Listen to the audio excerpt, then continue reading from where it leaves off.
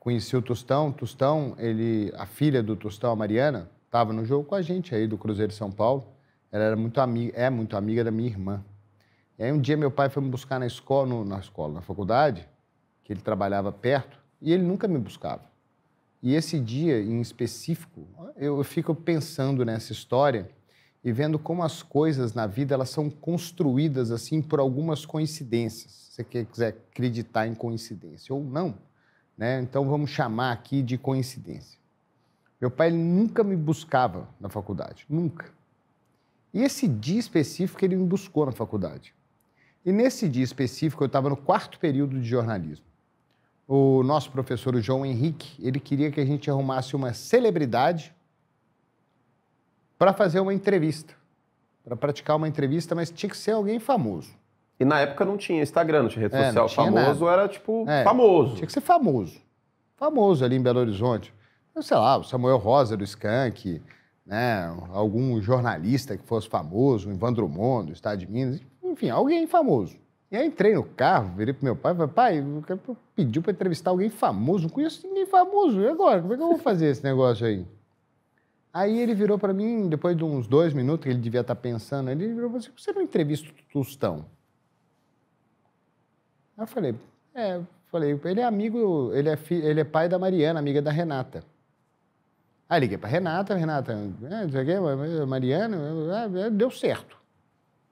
Me deram o telefone do Tostão, liguei para ele, falei, Tostão, Ari, irmão da Renata, amiga da Mariana e tal, não sei o quê. Aí eu falei, tô sabendo e tal, não sei o quê, me deu o endereço dele, fui na casa dele.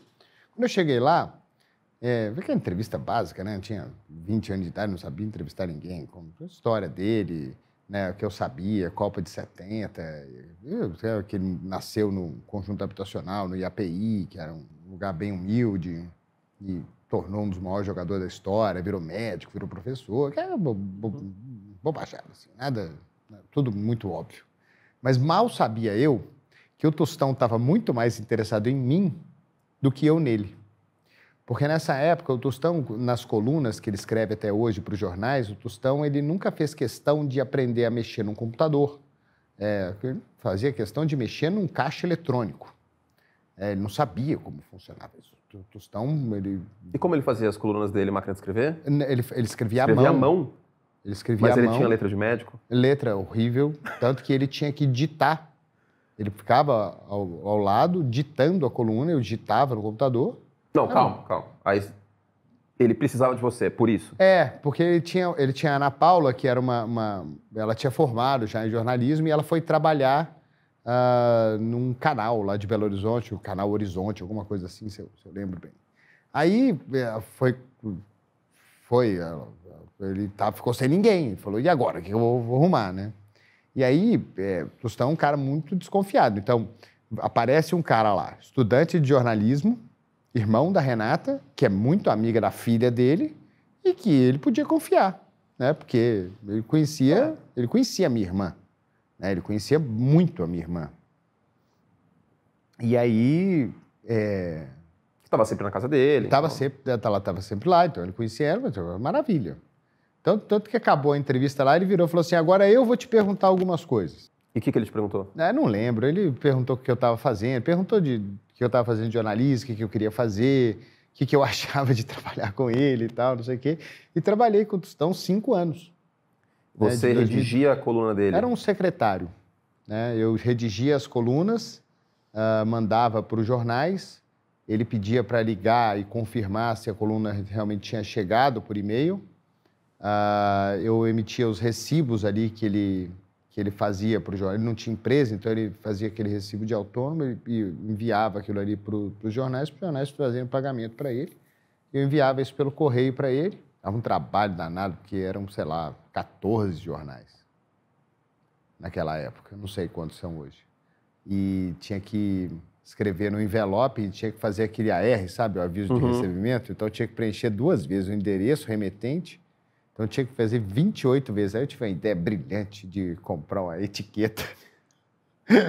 Aí eu fiz as etiquetas, mandei imprimir numa gráfica lá, a etiqueta com o endereço dele, endereço dos jornais, aí só colava de um lado, colava do outro e...